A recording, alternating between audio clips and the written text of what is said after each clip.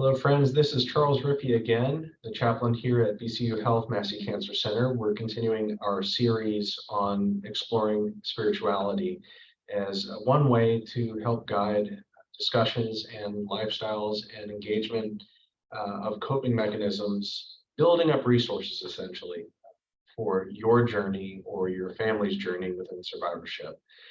Today, we're actually going to be exploring sort of the evidence-based models, studies that are going out, as well as the different practices and why they may be coming about for the use of beads or something tangible like a necklace or prayer bead.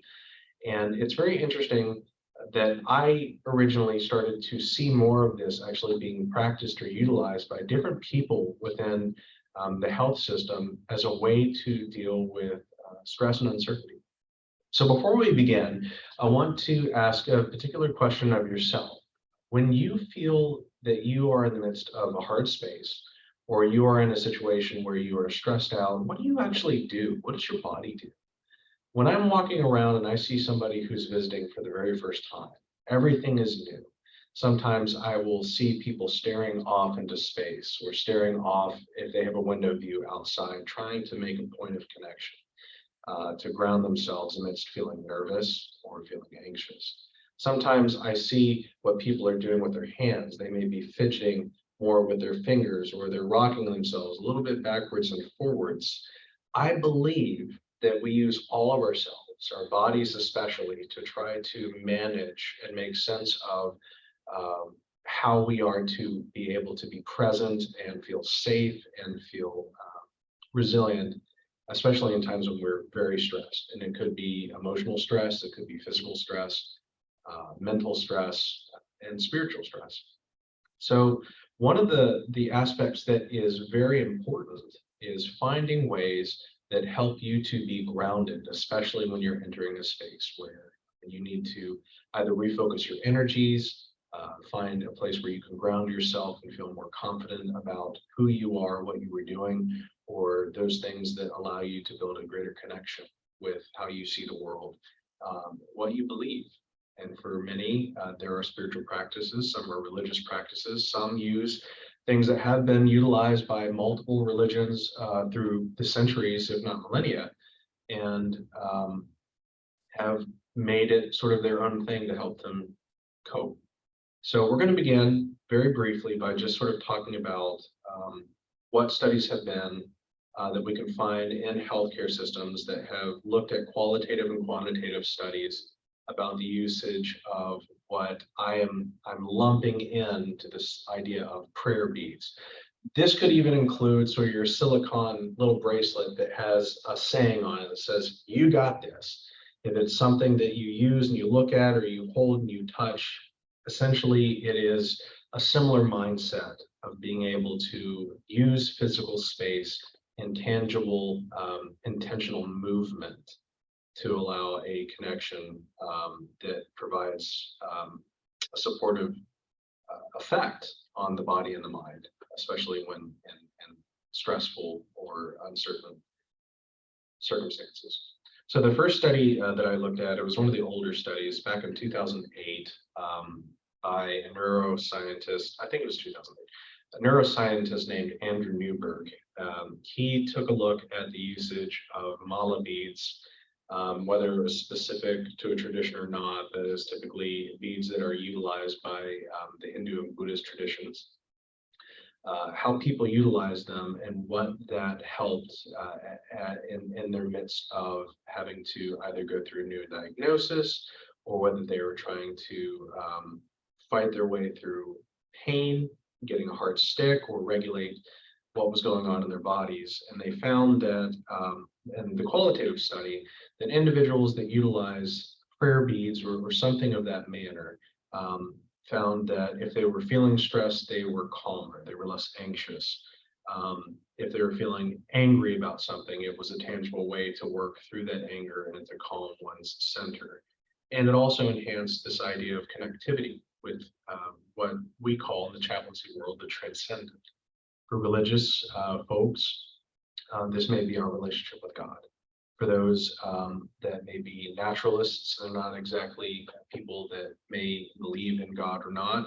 They may say that when I look at things that are real and I can go into the present mind, or I use something that helps me to just be connected to where I'm at, this helps me to feel that I'm more than myself. I have transcended that space, and it boosts quality of life. Further studies by Banzinger, as a European study, looked at it from a very specifically secular viewpoint, that prayer beads as a coping strategy. And that when people found themselves to be nervous, POTS patients in particular, or leukemia patients were some of those that were mentioned, that whenever they're getting blood product or they're getting fluids, IV fluids, their blood pressures really go up and down.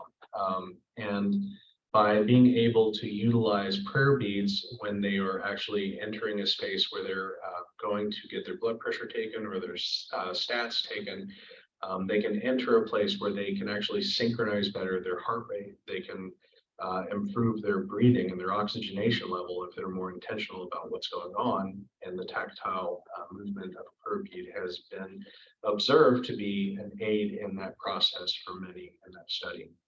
So touching, being in repetitive movement, that allows us to sort of focus less on all of the things that are going on outside, or maybe if there are thousands upon thousands of thoughts just racing through your head, it slows things down and allows you to focus more on one intention. It could be a mental thought by touching something physical, or it could be just the ability to put everything else in better perspective because you're focused on one physical act at a time, like your breath, or your intention to move from one thing to the next, So in the Banzinger study, it talked about being able to regulate your breath, your heart rate. And then the last one that I looked at was a study by Bernardi that talked about that repetitive movement, that some people, from a secular standpoint, if they're utilizing beads of any kind, that they would actually do things that were more intentional to self. That when you held a bead, you could focus on your inward and your outward breath. Be intentional to then move on to the next and do so again. Sometimes it really takes us an ability, especially if you're one of those people that, you know, your legs bouncing up and down when you're nervous, or you're moving with your hands, or you're moving with your body. That is repetitive movement. And there are ways to sort of focus that in a constructive manner with use of beads. Another is trying to come up with a different saying or an axiom, a thought, or a mantra of we can talk about this from my tradition. We call it centering prayer. But you could look at beads and say, I am calm, I am safe, I am loved. And being able to say that, it could be focusing on your realizations of who you are as a person, how you feel about yourself. The fact that you may have people that, even if they're strangers or they're well-known family or friends, if they're there for you.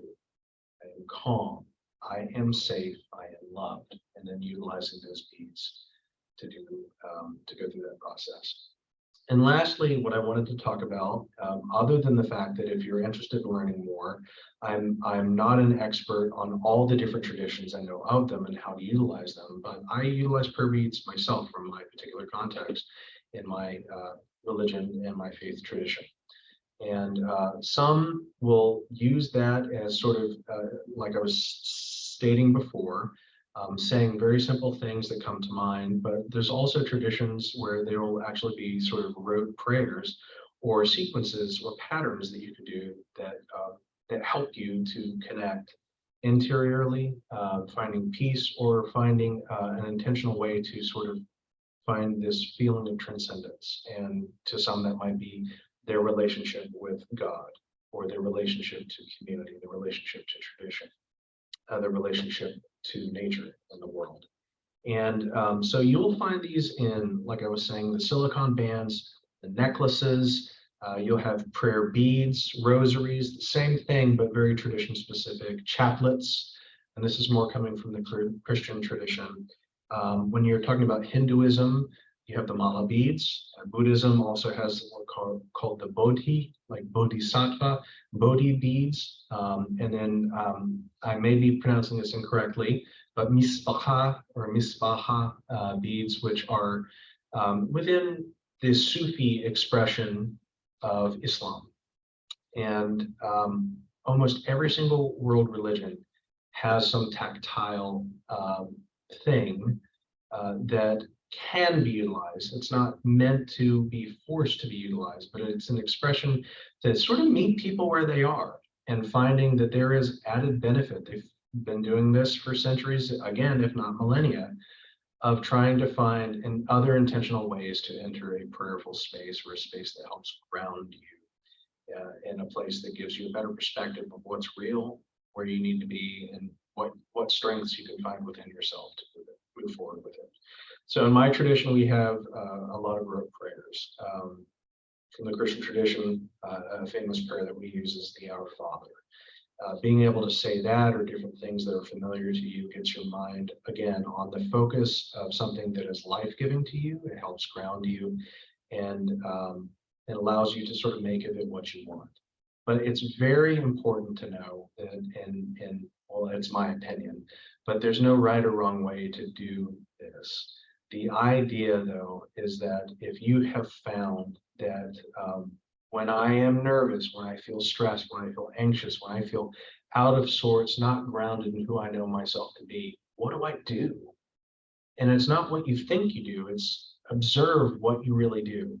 For all of us that typically do some things, I typically rub my hands when I don't feel safe, or when I'm nervous, or I'm really thinking hard and trying to find a solution.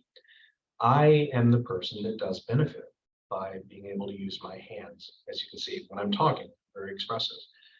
I use my hands to help make sense of what's going on in here and what's going on in here.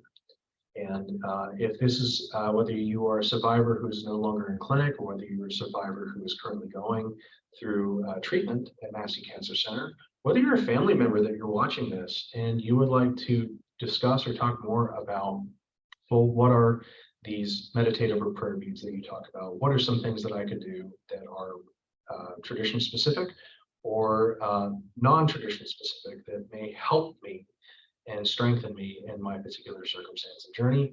I, and among other people, would love to have that conversation with you. So again, I am Charles Riffey. I am one of the chaplains at VCU Health. I am the chaplain at Massey Cancer Center, and I work in correlation with integrative health. Love to have that conversation. So please, as you're watching this, whether you're watching this through Facebook Live or YouTube, feel free that you can contact me by just simply leaving a comment there, or you can email me at charles.riffey, RIFFEE, at vcuhealth.org, or just simply reach out to the integrative health team at VCU at Massey, and I would love to get back to you. I can share some resources, or we could just spend some time together. But I hope that this is helpful to you. This is one aspect of a spiritual practice that you could utilize or take on, or even just learn a little bit more about. And until next time, I look forward to hearing your comments and feedback, and we'll continue to move forward, trying to meet everyone where they are. And I meet you where I am currently, with love in my heart and hope that you are heard and supported in lots of different ways here at VCU and at Massey. Blessings, my friends.